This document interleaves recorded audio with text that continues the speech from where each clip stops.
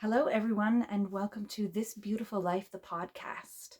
On this podcast, I interview just everyday normal people and find out who they are and how they came to be that person and how they see the world. This podcast is an attempt to counterbalance a social media landscape that thrives on dividing us into echo chambers, where we don't hear each other and can't hear each other, and where people who don't talk like us become the enemy. It is an exploration of the human condition, a practice in compassion and empathy. In today's episode, I am excited to introduce you to Mike. Mike is on the cusp of retiring from his farm, something he built into 2,800 acres and 15,000 hogs. Mike is a Catholic, he's a conservative, and he's my neighbor. I had a really good time getting to know him. I hope you do too. Now, this is only my third official podcast, so I'm still figuring out how to get the sound just right, so I apologize for the poor mic levels on my side of the conversation. And also, my children were present at the time, so there's a little bit of background noise from my kids being there. This is how we learn, right? Mike preferred not to be filmed for this podcast, so for those of you watching on YouTube, I made a special little video just for you. And I would like to remind you that both Mike and I are real people, so please, if you're going to comment, don't say anything here that you wouldn't say to us right to our faces. On that note, enjoy.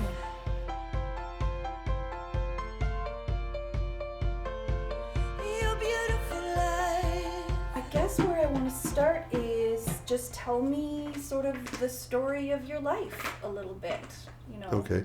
Yeah. So just start at the beginning. Yeah. Okay. So we're going? We're started? Yeah. Okay, hi. My name is Mike Van Kessel. I'm a farmer in Lenton County, Ontario. And I am the product of Dutch immigrants that came to this country in 1953 with 5 children. And then when they came to Canada, of course, it was very humble beginnings. They had 3 more children, of which I was the last. And and then and we've always farmed. So when I think back of my childhood, it was really fun, you know, like had a lot of older children growing up that were always kind of crazy about me, you know, because I was the youngest by a long shot. And What was the age difference? well, my oldest I was just pressing it. Okay. my oldest brother was 18 years older than I was. Oh, okay. Yeah, so I was kind of an afterthought. And thinking about my youth, I mean, it was fun times. Like, it was real good. Little pigs running around the yard. It was a mixed farm. Mom and Dad worked extremely hard. All my brothers worked hard. They loved to tease me, but it was really good. I really had a nice childhood. Yeah, that's Yeah. lovely. Yeah, yeah. And from there, I kind of grew up and went to school. I loved my school. I loved going to school in Forest. I have a lot of friends that are still my friends. Or at least acquaintances. And, you know, I think of those days and some real good teachers that really motivated me. Mrs. McKinley was one. She really motivated me, and I really did well in her class.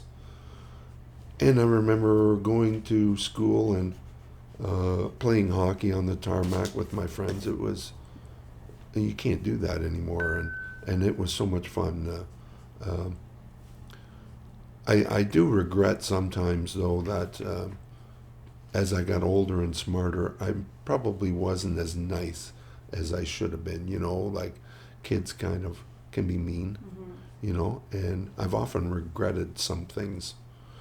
And some of those people are now my friends, and you know, I've brought this up to them before. And you know, I think it's something that is common, but not very nice. A lot of times, kids can be not that nice. And when I went to high school, I was always a little bit shy. You know, I always thought that other people were kind of like cooler, you know, and but as has gone on, I've built a lot more confidence, and that happened right out of high school. Like right after high school, I started getting more confident as I started entering the workforce and working on my own farm. You think it was farming that made you confident? Yeah, especially if you have some successes, eh? Yeah. And then in 1983, I married my wife Janine, and over time, because of her, my confidence grew, and so together, together we built. We were fortunate enough to build quite a big farm and grow the farm, continue to grow the farm. So how much was inherited and how much did you build? Probably the size of the farm now compared to when my dad had it, we've probably quadrupled it. Yeah. I would say, yeah, That's between amazing. my brother and I. Yeah.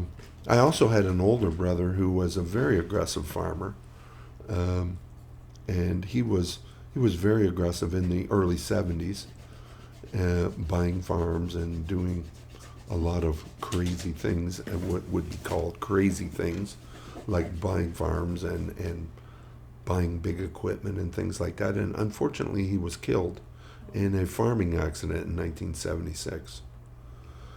So that time really did set the farm back. And I had another brother who was farming in Quebec, who was more of an academic than a farmer. He sold his farm in Quebec and then moved back to our farm here after my brother Carl's death. And so the farm had quite a major setback during that period. My brother Henry, who was in Quebec and came home to farm, farmed with us for 10 years. And like I said, he was more of an academic than a farmer. And that showed. But we learned a lot from him, from his academic side. Yeah. And by the time I was old enough to take more responsibility in the farm, he moved on to another business. Right. And I left my brother Tony and I to run this farm. I imagine you'd have to work together with different people like this. How much? Yeah, skill it takes. it was a good relationship. Most people don't really care for partnerships, and they have difficulty with partnerships. But we had a little step up because we were brothers. So, we're brothers, and so we naturally kind of had each other's back. Yeah. And we took on the idea that I would work for him and he would work for me. So you're not working with them, you're working for them. And if you have that attitude that you're working for them and they're working for you, and you have your own responsibilities, then you kind of like grow together. You trust each other to do the right thing for the farm. That idea of working for each other, I don't think I've ever heard that before. Did you come up with it yourselves, or was it something your parents raised you with? Yeah, we did. And at that time, we really didn't know it, but it's something that I saw later on in our career together, especially with the advent of a cell phone and texting each other. Like a lot of times we wouldn't even really need to talk.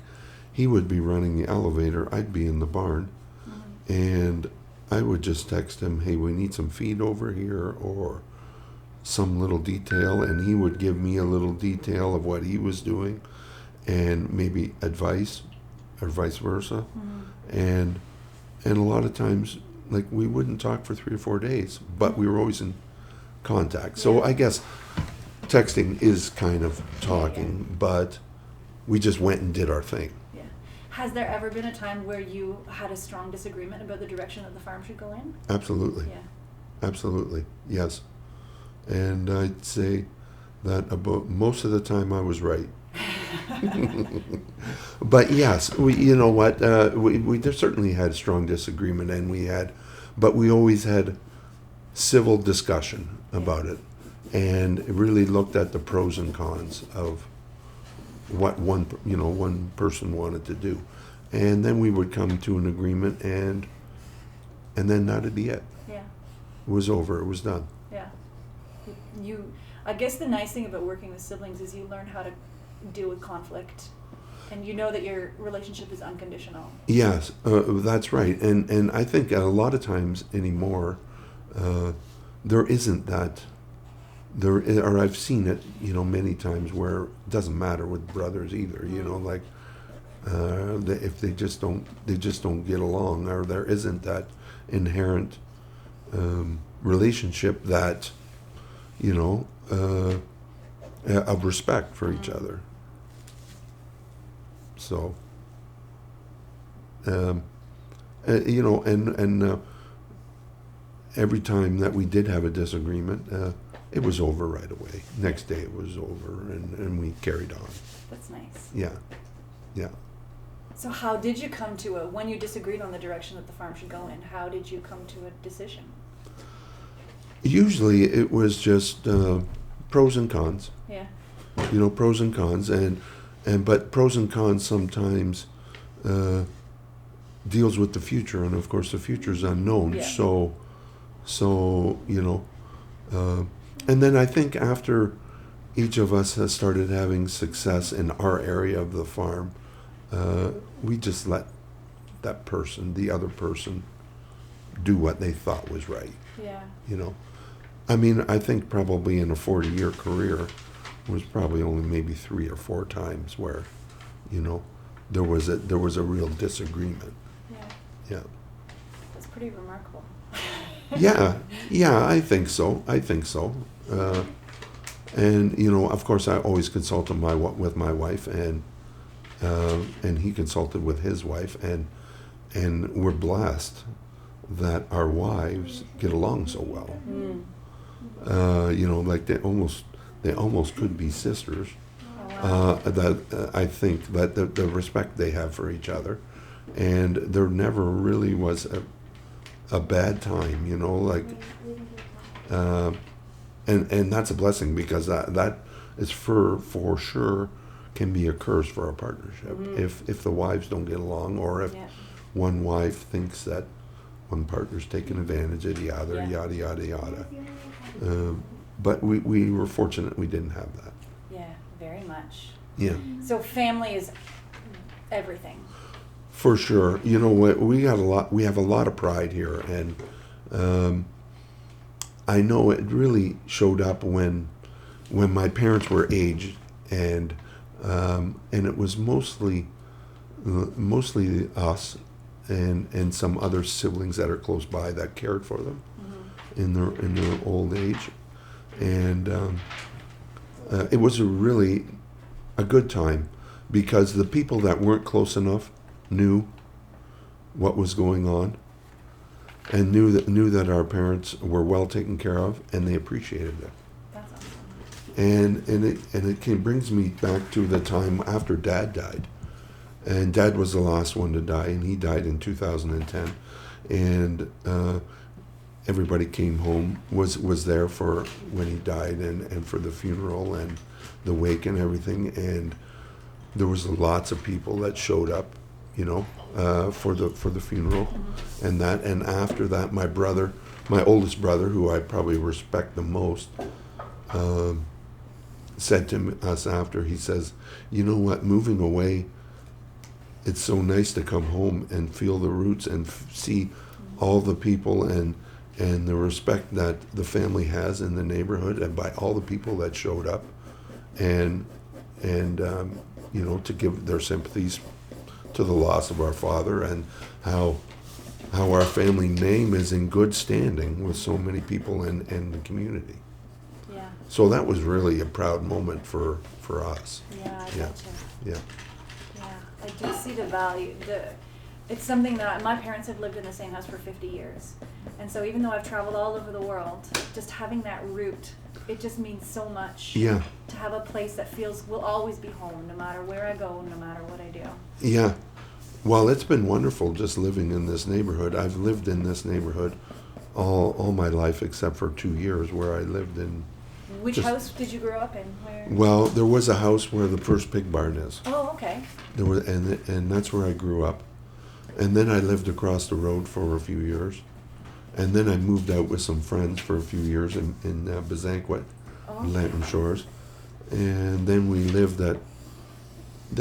across the road from your place for a little while. And then we moved here. yeah. You built this house? No, Oh, okay. no. This is an old century home. Oh, right. I'm just trying to think. Yeah, what house I the moved into. addition the addition is from the year 2000. Yeah.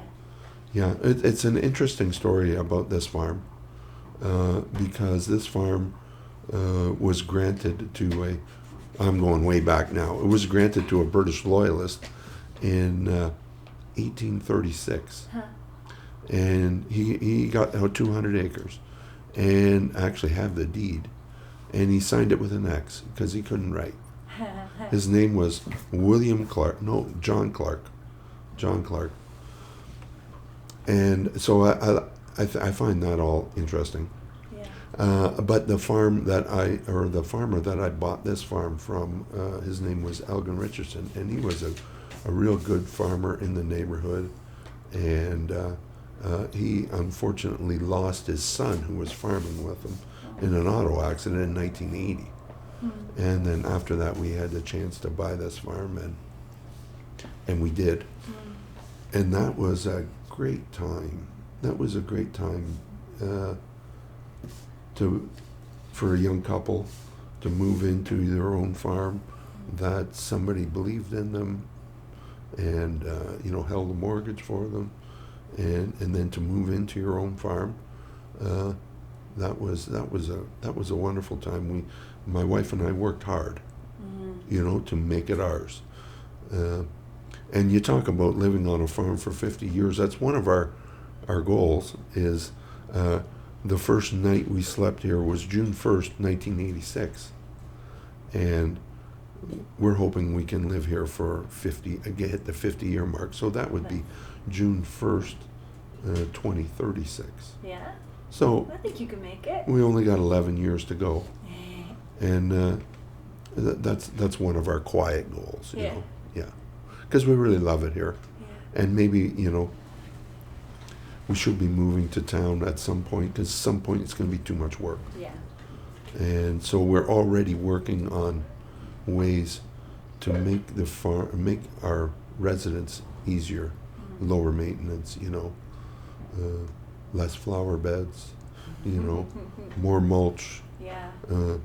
We don't need to pull weeds. We don't want to pull weeds. Things like that, and changing things to low maintenance. Yeah, that's a good plan. How big is the farm again? The farm is about 2,800 acres. 2,800 acres. Yes, and then we always have about 15,000 hogs on feed, and we just got into the chicken business a couple of years ago. Mm-hmm. So we usually have 30,000 chickens at a time, 5 times a year. Yeah. So I guess that'd be 150,000 chickens a year. Wow. And we have a grain elevator. Did you always know that you wanted to farm? Yes, always. Yeah. Always, yeah. It was in my blood from a very young time. I have a picture when I was like 5 or 6 years old with my parents in a cornfield, and I had my arm up on the cob like a proud little farmer, and that, even though I don't remember many of the detail, I always liked growing things and driving tractor. Loved driving tractor. But you said your parents had a mixed farm. How was the decision made to focus on pigs? Well, what happened is we had a mixed farm, and my dad retired in 1975, and then he built a house across the road, to retire. And so at that time, he had mostly pigs and some cows. And previous to that, he had chickens and eggs and that. And at that time in 1975, just cash cropping was a pretty nice way to go, and it was fairly profitable. Yeah. And none of the boys were not interested in livestock. So Dad stopped he retired. The livestock stopped in 1975, and we went for a number of years, 22 years, with no livestock. At that time, my brother and I, Tony, were farming, and cash cropping had some difficult times. Okay. And not only from a price perspective, but from weather, Right. you know. And we had a pretty big farm, and we weren't as timely as we were now with planting and harvesting and things like that. It was a lot more work back then. And I got tired. I got tired of depending on prices and depending on weather. You know, I'd be all motivated for the new crop year, planting, things would be looking good, and then it wouldn't rain, you know? And then it wouldn't rain. And so then you'd harvest a mediocre crop, and the price was mediocre, and the results were mediocre.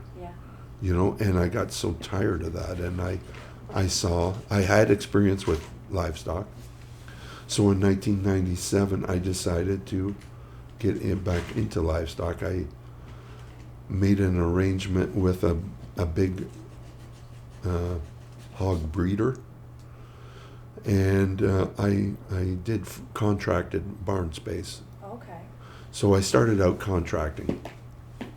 So that was a nice way to start because I didn't have the market forces working against me in the big business. And the owner of the animals was also willing to let me build my own feed processing. So all of a sudden then I had a market for my corn. Right. I got a little bit of a premium for my corn.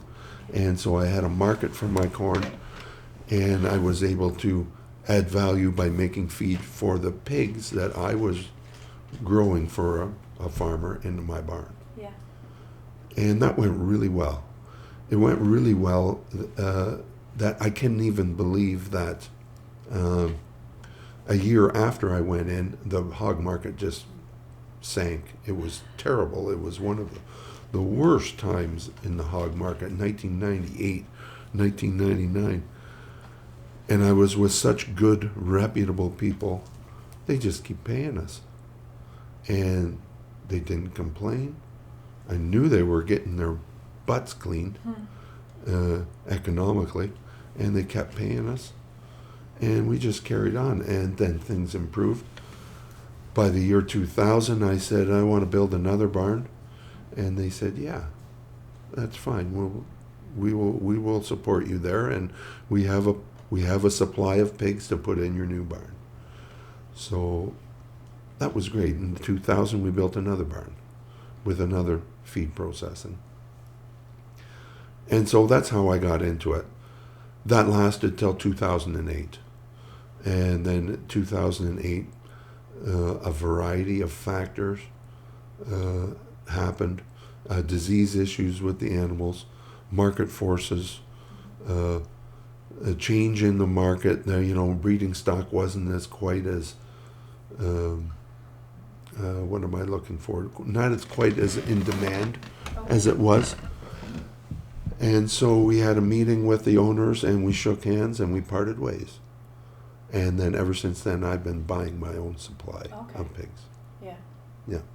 You don't breed your own pigs? No. Oh, okay. No. We buy baby pigs that are 21 days old, and we raise them up to 6 months old for a market. Yeah. What's the reason to not breed your own pigs? I don't want to work that hard. Yeah. I was already too old at that time to build my own sow barn, because really that would have been the perfect model, and it still is the perfect model. Yeah. To have completely closed system. Yeah. Yes, to have your own sows and raise your own pigs. Because you already grow almost all your own food. Yeah, and have your own corn. And I think those are the guys that are really, really doing well at this time. Yeah. Because we've got good prices, good things are good in the pig business right now, and I think those are the guys that are really doing well. The guys that took that model. Yeah. I didn't want to get into the sows because I felt I was too old. Yeah. And I didn't want to have a lot of employees. And my two nephews who are going to take over the farm had no interest in that either. Oh, okay. So we've got a guy who runs a sow barn. He owns, and we buy all his pigs exclusively. Oh, great. That Yeah. works out for everyone then. Yes. Yes. So you are going to be retiring soon. This has Yes. been your whole life Yes. that you've poured your heart and soul into the farm. Yes. It must be pretty bittersweet. It is. I do find that I get a lump in my throat once in a while when I think about it. Yeah. But I never waver from the plan. Yeah. And I don't want to waver from the plan because I don't have anybody in my family to take over, which is fine.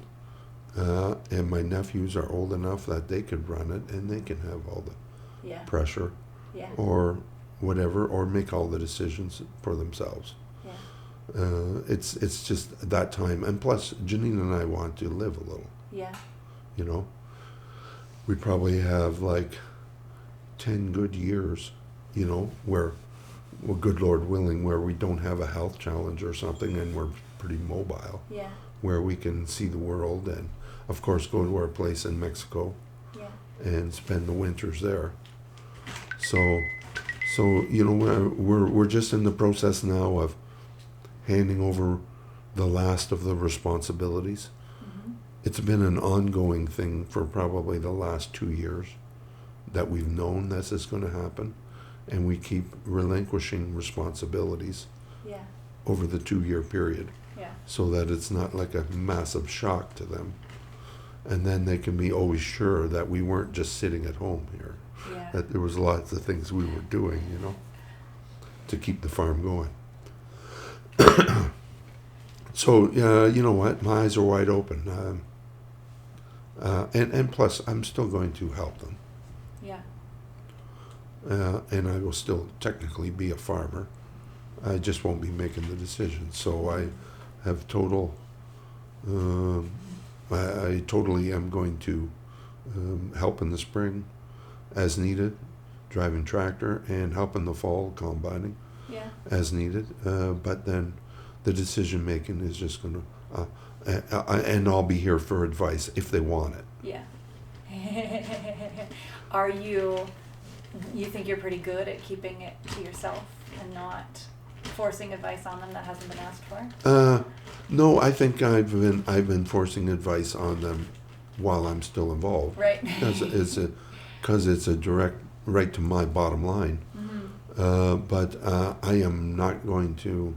I'm not going to give advice after the fact unless they ask for it. Yeah. You know, but I'll be happy to give my opinion. Yeah. It's such a hard thing to just to give your whole life to this and then just hand it over to somebody. Yeah. Yeah, well, you know what? I think I won't have any problems as long as they pay me.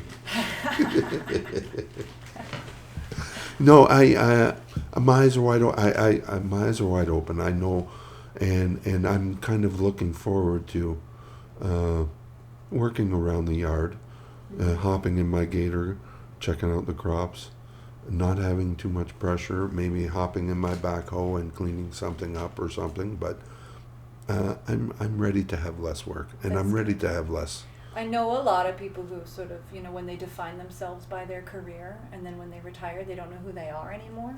But it sounds like you're, I'm fortunate. yeah, I'm fortunate because I could still get my little fix of driving tractor. yeah, Or, maybe if there's some scouting, like field scouting, crop scouting that needs to be done or something, like, I'll happily go back to the back 40 and see how those beans are doing, or see if there's some weeds emerging, or if there's a nutrient deficiency or something, and then conveying it to the boys and just say, here, this is what I see. Do something about it if you want to. yeah. And do they have the same working relationship that you and your brother had? I think so, because basically the one nephew was going to kind of take my job, and the other nephew took my brother's Yeah. job. So I think so. I think they have a strong working relationship, and they basically are taking over. Yeah, the one son's going to basically take over my job. Yeah. and his wife is going to take over my wife's job. So, yeah, I think it's a good, long-term, well thought out plan Yeah. that is going to climax on December 31st. And then you go to Mexico. Yeah, I'm going to go on the 10th. That sounds perfect. Yeah, yeah, and I'm going to stay there for 3 months. 10 days into your retirement. Yeah, yeah, and then I'm going to stay there for 3 months. That's perfect. Yeah. Backtracking a little bit, why did your family move from Holland to Canada? Well, you know what? It was post Second World War, and my parents already had some family here. Like my uncles, Okay. some aunts and uncles were already here, and they were conveying back to Holland, writing letters back to Holland, saying it was good. Yeah. It's good here. I know a lot of Dutch came after Yes, the war. a lot of Dutch came, and well, it was a tough time during the war, and one of the nice stories that my dad always told was that when they were occupied by Germans, and when he got married, he traded butter for his suit because they were on a farm, so he traded butter with the tailor man to make him a suit, and that's the way they did things because they were occupied by the Germans, and so that's how they kind of bartered, and the people in the cities in Holland during that period just starved.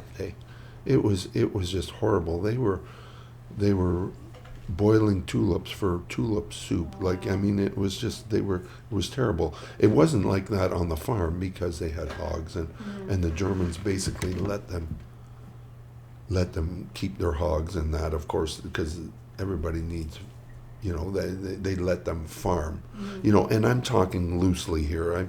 I don't have exact details on all this. But so Dad always had interest in moving, but my mom didn't want to move. My mom didn't want to move because her mother was still alive, my grandmother. Yeah. And my grandmother had already seen 3 of her sons move. Yeah. And in those days when you moved in the early 50s, That was it. that was it. You wrote letters. You thought you would never see them again. Yeah. And so in 1950, my grandmother died. And when my grandmother died, my mother said to my dad, okay, if you want to go, we'll go. Okay. So what they did is they started getting ready to go. They could bring no money. Oh. So they brought, at that time they could bring no money. Now that's changed a lot, many times since then. But at that time they could bring no money. So what they did is they brought as much stuff from Holland as they can. They brought a lot of furniture, anything they could buy with money to take with to Holland, and they filled these big containers. So, like their furniture, their beds. I remember as a boy, we had all Dutch furniture in our house, that they brought because that's the only thing that they could bring. That's wild. Yeah. And another thing that I always thought was nice that my dad had talked about is when they were occupied by the Germans, that the Canadians were actually the ones that liberated them. Yeah. And there had been always talk about liberation was going to happen for Holland, from the Germans. But my dad said, when I saw the Canadians come in and liberate us, and they brought us food and they brought us candy and everything, I think that was really another big persuader for him to move to Canada, because he just saw like these wonderful people, and they were so confident that they actually were being liberated, and they were liberated, and the Canadians were so good to them. And it brings me back to a time when I revisited Holland, and I went to a cemetery, a Canadian war dead cemetery in Holland, and I looked at the way the Dutch people look after those cemeteries. It is like I was dumbfounded how beautiful they are, and how they're well kept, and how they teach their children to respect that. And at Christmas, they bring candles Hmm. to each. They're responsible for one grave. And they bring candles and they clean up the stones and make sure it's all manicured nice. And they still do that to this day. Wow, that's really lovely. So then, at that time, I never really was more proud of my Dutch heritage, but also proud to be a Canadian. Yeah, that is really sweet. Yeah, it was moving. Yeah. It was very moving. Yeah. Were you able to? Do you still have contact with any family in Holland? Yes. Yeah, so we you do. were able to meet up with some. Oh yeah, Dutch yeah. relatives? But you see, I was the last of the last. Yeah. Like my parents were old. My mother was 46 when I was born. Okay. So we were my parents were old, and they, especially my dad, was the youngest in his family. Okay. So all my cousins, a lot of them are gone, Yeah. but they're all older than me. Like I think I am maybe the second youngest on dad's side, and maybe like the fourth youngest on mom's side. Okay. So they're a lot older, but yes, I know them, and with Facebook and that, we communicate That's wonderful. with them, and I go there and we visit, and we talk, and we talk about the old times and the new times, and a lot of the new times we don't really agree with much, Yeah. because they're kind of they're just a little different, than we are, but there's always that respect Yeah. for each other. Different how? Well, Holland is a place where it's kind of a little too socialist for me. Yeah. And they're really not very nice to their farmers. They Oh. really are trying to get rid of all their farmers. There would have been no future for me there. Right. And so, I just can't be more thankful for and as I get older, especially for that move Yeah. that they made, because it wasn't for them, it was for us, it was Yeah. for the people that came after them, and the same goes for my wife Janine's grandparents. They also immigrated during that time Oh, okay. period. So Janine is actually a kind of a generation below that. Like Right. her parents were teenagers when they came, and they did not want to come. Oh, no, I can't imagine. They were real clear about that when I talked to them about it, Huh. that they did not want to come, but now they're very happy Yeah. that they came. Yeah. Yeah, Do you think Canada takes care of our farmers? yeah, pretty good. I think in general, yes, I think they do pretty well. It's a tough one, because when you get into governments and things, I think governments should get out of the way more. Yeah. There's all kinds of government programs out there to help farmers do this and that. I think they should get rid of them all. Oh. But maybe it's because I'm an established farmer and Yeah. that isn't really what I need, But it's almost like whoever can be the best at filling out applications gets more Right. subsidies, Yeah. So, That sounds like being an academic. yeah, yeah. I guess I want to ask you a little bit about your political views, Okay. because I know you said that you listened to Ben Shapiro, so that Yes. tells me a little bit that you're pretty far, you're right wing and Yes. conservative. Yeah, Yeah. yeah, yeah. So how do you feel about the political situation in the world that we're living in right now?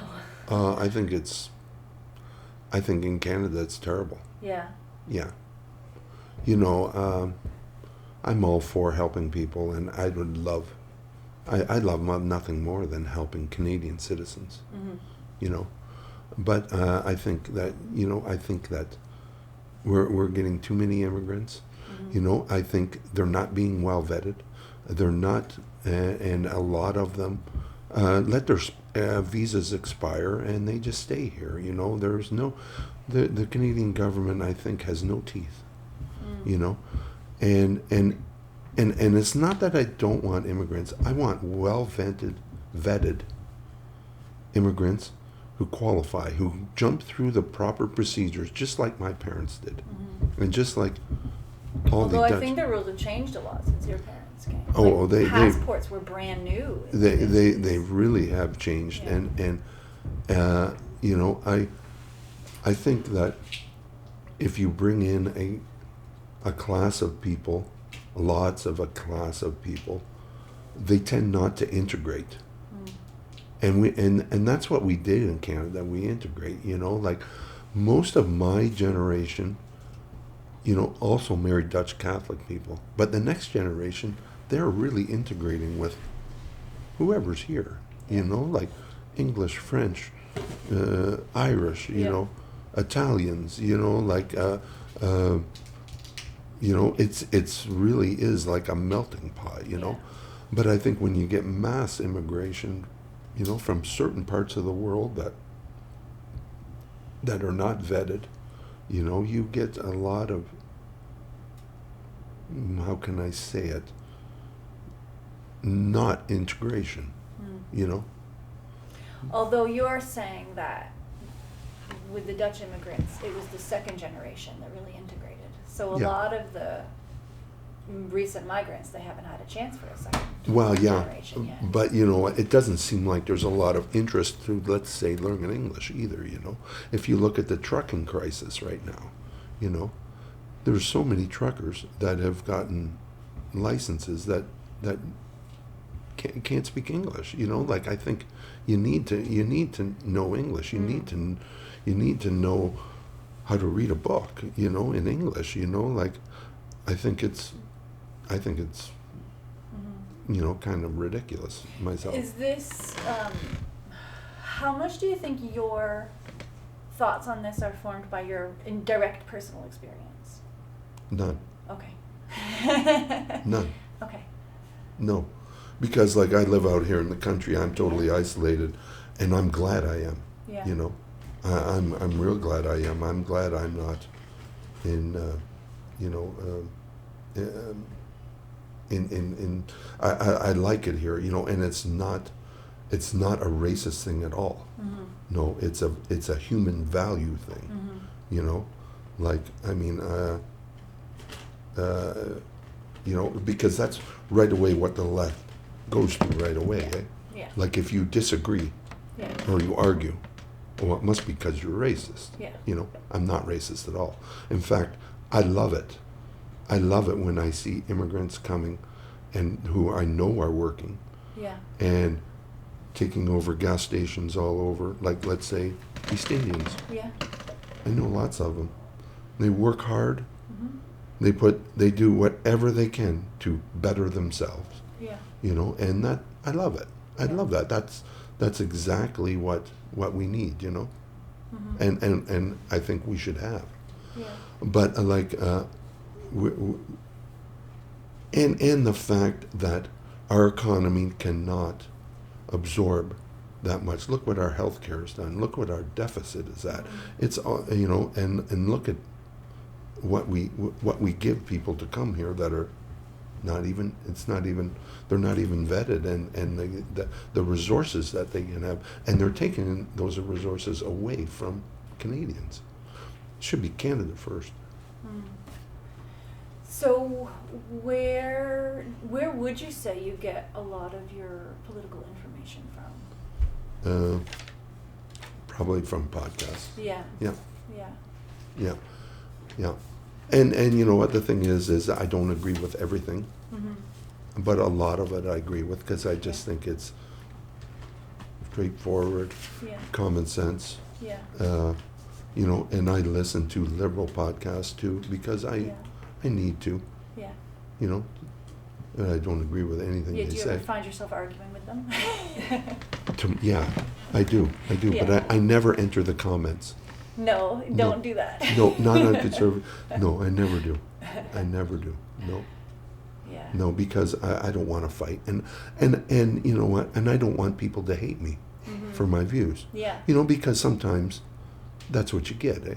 I don't really care that much, but you know what? I don't want people to hate me, and I'm open to to everything, but I will just go my own way. At the end of the day, like it's just like if you have an acquaintance that you don't really agree with them at all. Yeah. You're still pleasant to them. Yeah. You're still nice to them. Yeah, absolutely. And you don't really hang around with them much. Yeah.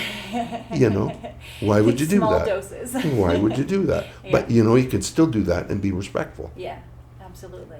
Yeah. And the internet has really made people lose the ability to Oh yeah. be respectful to people that they don't agree with. Oh yeah. Oh yeah. It's kind of nasty, and I don't know where that's all gonna go, but I'm not really optimistic about it. How worried are you about how things might go? I'm pretty worried. Yeah. I'm pretty worried. Yeah, I'm pretty worried. But you know what? My parents were pretty worried too. And look at us. I think we're a perfect dose of normal. Yeah. And they were pretty worried. What's going to happen? Yeah. And I'm sure their parents were too. Yeah. So maybe they would have been having kids when the war started. Maybe? Yes. Yeah. Yeah. They got married, and my brother was born in 1944. They were married in 43. Okay. My brother was during born. the war, they got married during the war and started a family during the war. Yeah, they were occupied. Yeah. Germans They occupied must have been Holland. very worried. Yeah, yeah, but you know what Dad said? Dad always hated Hogan's Heroes. You know Hogan's Heroes? Yeah. He always hated Hogan's Heroes because he said, I can't stand the way they're making fun of these Germans on Hogan's Heroes. Yeah. Because you never did that. You didn't make fun of them. You didn't make fun of them, boy, because he saw some atrocities that, that he just, I'm sure he wanted to forget. And probably there were things that he never ever mentioned to anybody, at least not to his kids, about how that was, So you must have pretty strong feelings about people who equate the American government right now with Nazis. Yeah. Yeah. Yeah, because obviously they're not Nazis. Yeah. And it seems to be right away that's the go-to. If there's something that the left doesn't like, then, they got to be a Nazi. And you know what? That's a pretty strong term. It is. When you see what the Nazis did, and they killed 6 million Jews, Americans are not Nazis. They're not Nazis. Like the Nazis killed 6 million, sent 6 million Jews to the gas chambers. My God. It's horrific. Yeah. And for anybody who thinks that we're going down that road, I think has lost their mind. Well, what they would say is what's happening with ICE and the way that they're taking You know what, immigrants. with ICE, I think it's pretty simple. I saw a video the other day where an American citizen was detained by ICE. Well, she wouldn't show her IDs. She wouldn't show her credentials. As soon as she did, she was free to go. But I don't think that there should be anybody illegal in that country or in this country. I think immigrants have to come through normal channels and be vetted, just like my parents were, just like everybody else should be. Funny thing I saw on the internet, which is true, a celebrity was moving to Spain. She said, I would have moved a long time ago, but it takes a long time for the Spanish government to give me my visa. Well, holy cow. You want to go live in Spain and they're going to make you have a visa? Well, that's no different than Americans asking anybody who comes into their country to be legal. Yeah. And what the previous American government did by letting nobody knows the number, 15, 20 million illegal immigrants just walk across the border? What the heck? What the heck? Who does that? They must have an ulterior motive. Who lets 15 million people from poor countries walk over the border? Have you checked that stat. You said who knows? Well, how nobody many knows people- who it yeah. is. What do you think the number is? No, I don't know. Well, you know what? It's a minimum of 12 million. Some people say it's 25 million. And that's the thing. You don't even know. Because like 6,000 people walking across the border a day. And then we're just letting them in. Give them a cell phone. Give them a credit card. Say, hey, check with me in 2 weeks. None of them do. So the story you told about the American citizen, if they had just shown their papers. So you think that people should have to carry papers with them everywhere to, Well, it's not hard to show that you're an American citizen. if you had your wallet with you? Sure. And who shouldn't have their wallet with? Yeah. I think that's real fair. And then about the stories of people who are taken while at their hearings. Like they are going through the legal process. They are Yeah. showing up to court and going through the legal process, and they're taken outside of the courthouse when trying to do it legally. What do you think about that sort of thing? I don't know. I'm not familiar with Okay. it. I can't comment. Okay. I can't comment. Okay. I think it's simple though. If you if you want to come into America or Canada, you have to do it through legal. I don't know why would the government let so many people in. I want to help people too. I love helping people. Yeah. But why would they do it? Um, I don't. What could be possible? Now, you know what? You could talk about migrant workers. Mm-hmm. I have 2 of them. Yeah. They did everything they needed to be Canadian citizens. Right. And you know what? They're awesome Canadian citizens. Yeah. They work hard. They look after their family. Their kids go to school. They pay taxes. Yeah. And they're growing their own fortune. Yeah. That's the way to do it. And I think, we need, in agriculture especially, we need migrant workers, because Canadians aren't willing to do It's it. too hard. Yeah, who wants to Yeah. pick apples all day? Yeah. Nobody wants to do it. No, nobody. And the people like at the orchard down the road, they have Mexicans. They're excellent Mexicans. They're Yeah. excellent workers. Yeah. They work hard, and they work hard to make sure that they can come back next year because they're looking after their family back in Mexico. Yeah. Yeah. I love that stuff. I heard a really interesting argument about American immigration, that it used to be an open border.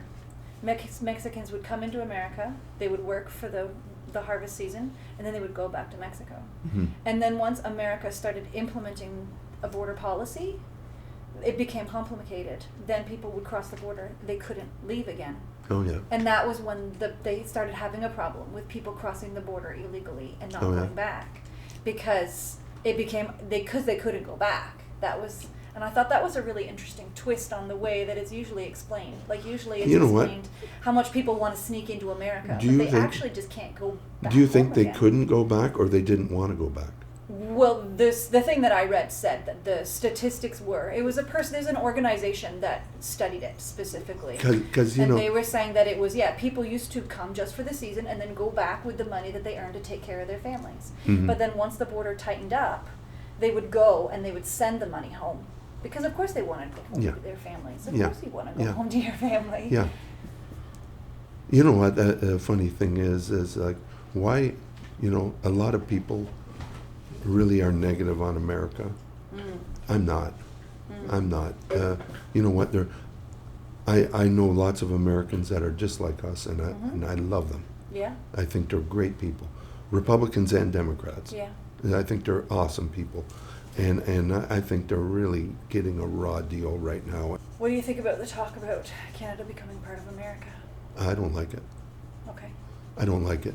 But you know what? I think a lot of it is brought on ourselves by our own incompetent government. I think our government is just like, in the last 10 years, forget, if you look at the last 10 years, how much harder it is for people to get ahead, and how much more expensive everything is, and taxes. Yeah. And what do we get for it? I don't know. They increase the civil service by 40%. I'm not getting 40% better value. I call Revenue Canada. I might get a call back in 2 weeks. I mean, we're not getting better service. No, I think I don't want to be part of America, not a chance. Not a chance. There's we're a great nation. We're a great nation, but I think that we have to put a lot of the blame on our own government because we're not in a position, we're not in a good financial position to counter the tariffs or to counter the stuff that's coming out of America. You know, we're in a poor position. Yeah. Our budget, our latest budget, we're 78 billion in the hawk. And everybody just goes, well, I guess, Yeah. 78 billion. Yeah. And then we're supporting all these things around the world. Like, I don't think we should support anybody anywhere in the world until we have cash, Right. like normal people would do. Yeah. You know, people who donate are philanthropists. They donate when they have money. Yeah. They don't donate borrowed money, you Yeah. know? So I think a lot of it is brought on by our own government. How do you feel about Polyev? He's my man. He's not the Yeah. perfect guy. And actually, he probably wouldn't be far enough right for me, Yeah. you know? And people don't like him. A lot of people don't like him. And people didn't like Stephen Harper either, but I think he will do a better fiscal job, and that's all I care about. You know, doing a good fiscal job of matching expenses with income. You know, 78 billion in the hawk. What makes you think that he would do a good job? Well, because first of all, he's gonna cut a lot of things. Yeah. And you know what? I don't envy that guy at all because you're walking into a lion's den. How are you going to fix this Yeah. without people suffering? Yeah. A lot of people are What going would to need suffer. to be cut, do you think? I think everything needs to be cut. Yeah. Every foreign aid, first of all. Mm-hmm. No foreign aid anywhere. Like, why? Well, we live on this planet. What happens in other places affects us. No, it doesn't. You know what? We're not good enough. Our government isn't good enough to help other people. They have trouble helping Canadians. They don't help Canadians. Look at the food bank usage. It's disgusting. In this country where we have so many resources Yeah. and the food bank usage, you know, and you know, these open drug areas, safe use drug Yeah. areas and that. Like, it's just nasty. It's just nasty in residential areas like in London. Holy cow. It's you know, I'm all about helping people. Like, if people need help to get off drugs and that, like, yeah, for sure. Absolutely. But giving them more, giving them a safe supply, I don't agree with that. I don't agree with that. No, not at all. Not at all. There's got to be a better way to get help than keep going down the same road. You know, and I think it leads to a lot of abuse when, you know, there is a supply of legal drugs for safe supply, and I think it gets sold on the open market, and that I think there's a lot of room for abuse there. But hey, I might be wrong. I'm sitting here in the middle of Warwick Township, and there's nothing going on down the road. It's nice and quiet, and I'm sitting in a nice, easy chair. I don't pretend to know enough about Yeah. it to really. Yeah. All I have is an opinion. I don't really have the resources to go out there or want to go out there to try to change things, Yeah. you know? You said something about your childhood and how great it was and how those childhoods don't exist anymore. I don't think so. Yeah. I don't think so at all. You know, and I think technology, even though it's great, you know, like if I go to, let's say I go to Costco, you know, generally people don't talk anymore. Everybody's on their phone. Yeah. You know, people don't communicate with each other. Yeah. And, you know, and I'm a victim myself. I always want to know what the markets are doing, and I hear that bell of a text. Oh, you got to look right away, you know, and you're just programmed into that. But you don't need to do that. Yeah. You know, you can just talk to somebody while you're in line at Costco, Yeah. and say, hi, how are you doing? And, you know, isn't it nice that raspberries are on sale? You know, kind of thing. I heard today that as of today, Australia has banned anyone under the age of 16 from using social media. My son told me that today. Yeah. Wow. I am stunned. Yeah. I think it's a good thing. Yeah. You think the government should do more? Yeah, but you know what? I'm afraid to say that. Yeah. Because like then the government has even more control. Yeah. You know, it should be the parents' job, really. You know. But most of the parents are also addicted. So Yeah, yeah. Well, I think the parent should be the primary provider or the person who looks after the children, not the government. Like so, I think it's a good idea, but and I don't like the idea of more control. Yeah. You know. Yeah. I wish because all these social media corporations, they specifically hack our brains. Like they know how our brains work. Oh yeah. And they design the apps to get us addicted. Oh yeah. And I sort of think about how they tackled cigarettes. The ways that they tackle cigarettes. I think maybe that would be a model for tackling. Yeah. Yeah. Yeah, I've always said that cigarettes, that's one of the things that I really like that the government did. Oh, yeah? Yeah. Yeah. Taking them out of public areas. Yeah. Because it's just nothing They just but, made it so inconvenient that Yeah. hardly anyone smokes now. Yeah, well, and if you do smoke, holy cow, what's a pack of smokes now? Like it's $1 a cigarette. Yeah. And I used to smoke. Did ya? Yeah, and public places, like man, it was horrible when I was a kid. Like to go to Taxandria, the local, and it was just blue Yep. in there, and your clothes stank. Yep. And it was funny because that's the way it was when I was young. And then when my children grew up, and they were still going there a little bit, like this is at the end of the community center, and I went there to be a chaperone, Yeah. and I couldn't believe that there was no smoke Huh. in the place, and I thought, wow, how refreshing, Yeah. how nice. It's okay for people to go outside to smoke, Yeah. and I guess in your own home, do what you like. Yeah. Like- Because like if the government had gone outright and banned cigarettes, that would have been very controlling. Yeah. But they, just made them inconvenient enough. Yeah, yeah. Well, and I think it's a fair argument. It's a public place. Yeah. People do not need to be subjected to secondhand Yeah. smoke, Yeah. because you know what? It is poison. So I wonder if there's a way that the government could take on social media that's like that. Not so controlling, but just to tweak it in such a way as to make it less... Because right now social media controls us. Sure. Sure, and when you're surfing your phone, the algorithms just give you more of what you Yeah. wanna see. And it just takes people right down these echo chambers. Oh, it's a rabbit hole, like it's and I'm a victim like everyone. Yeah. And sometimes then I will find a nice story about the green bean industry in the Appalachians in the 1940s, and I just go, oh, that's so nice to just hear about how agriculture was in the 1940s, Yeah. and you have confidence that it's all real and it's not AI, because a lot of this AI generated stuff is the pictures don't even match the commentary, and you just got to stop right there and stop, because it's not real.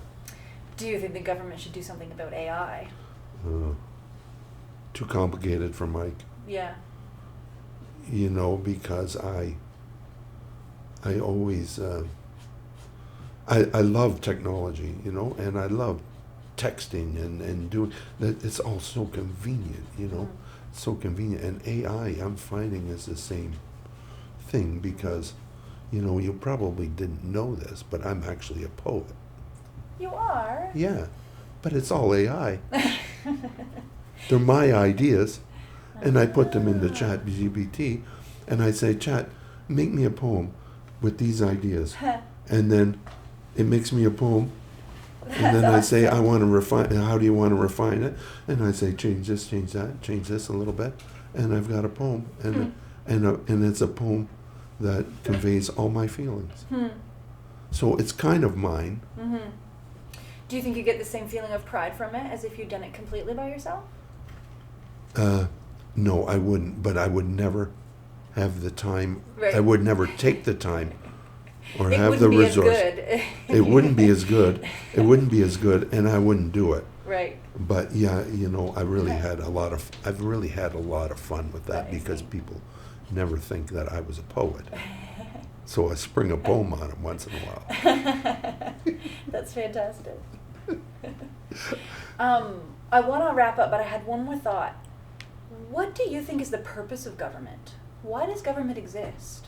I think government purpose is to stay out of everybody's lives, maybe collect taxes, maintain roads, Mm-hmm. look after people, especially elderly, Mm-hmm. sick, mentally handicapped people. Okay.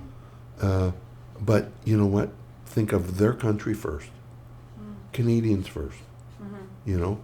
And I know that probably mirrors Orange Man bad, Mm.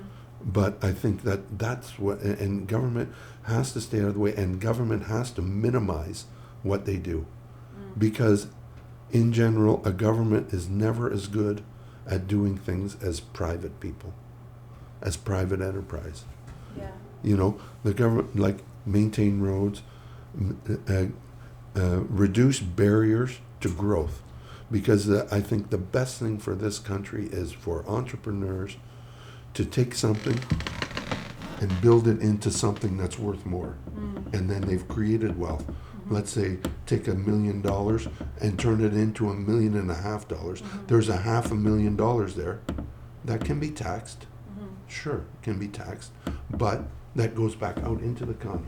Yeah. You know, so many people want the government to fix their problems Yeah. when mostly it should be people fixing their own problems. I think Okay. the government has to be minimized, you know, and and thinking of our own first. So that's the way I feel about that. Well, thank you very much, Mike. Oh, you're welcome. I'm very glad that you trusted me to come Yeah. here and do this. And Yeah. Well, I'm happy to do it because you seem like a very nice person, and you know, I want to help you a little bit too. See how I'm helping people, yeah, eh? absolutely. You know.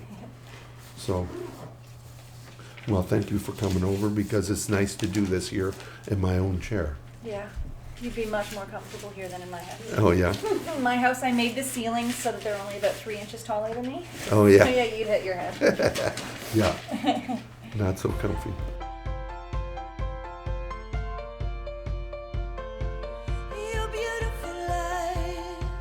So that was it. That was my third official interview.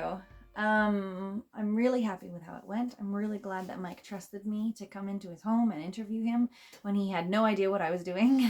It was very kind of him. I'm really hoping to improve my skills when it comes to getting the microphone set up. It's really hard because I don't know what I'm doing. That's why. There's lots of reasons, but I'll get there. I'll figure it out eventually. Something that I found interesting about this interview, it became very clear in this interview that one of Mike's core values is that he really wants to be a good person. And that really came across a lot in the interview.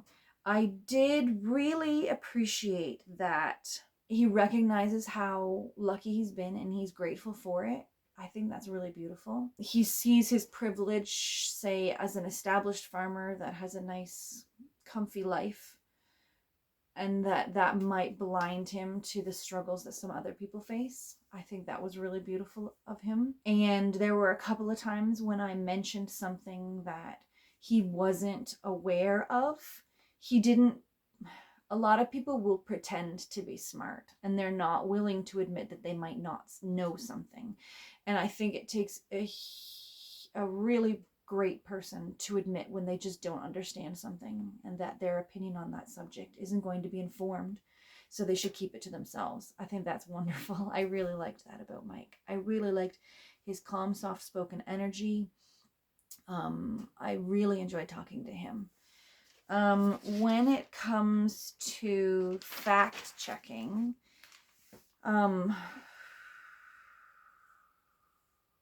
I just don't want to get into a lot of it. The one place where he was definitely giving inaccurate information was when it came to sort of some of the some of the disinformation about the American immigration situation. He said 15 million illegals came in under Biden. Those numbers are really complicated. Um, there's no simple, straightforward 15 million people came in under Biden. It's a lot more complicated than that. So I recommend you have a look into it. If it's something that you feel very strongly about, you should check the facts. And the whole thing about getting a free cell phone and a free credit card, that's disinformation, 100% not accurate. There are some refugees that will be given a smartphone as a tracking device, but it's only usable as a tracking device. You can't use it as a phone or for the internet or anything like that. He talked about a TV show called Hogan's Heroes. That was a comedy that made fun of the Nazis. It was sort of an attempt to try to satirize the war and make it a little bit more lighthearted. But yeah, some people found it a bit offensive. I guess I'm still really struggling with how much pushback to give people, how hard to press them when I know someone is saying something that's just not accurate. But I don't want to be sitting there looking things up on my computer, and I don't want to say something unless I actually have the data right in front of my face. That's the weakness as a historian. I need to be able to have citations. I can't just spout facts off the top of my memory. I don't trust them. I only trust things that I can see the evidence for in front of my face. So I think probably challenging people when they are presenting things that I know aren't really true. I don't think I'll ever be able to do that. The one thing I do kind of want to address is the conversation about whether or not immigrants are integrating. And I sort of pointed it out in the conversation. He talked about how first generation Dutch immigrants didn't learn the language, but second ones did. And I experienced that myself. I grew up in an area with a lot of Dutch people. And a lot of the omas and opas couldn't speak English and they had no interest in learning English. But the second generation are as Canadian as anybody.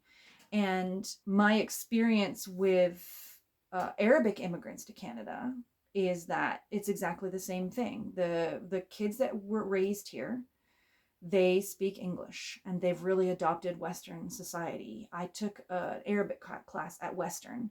It was a second year Arabic class, and 100% of the students in the room, there was me and one other girl who were not raised in an Arabic speaking household, and they were taking that class because they couldn't read Arabic and their parents really wanted them to learn how to read Arabic.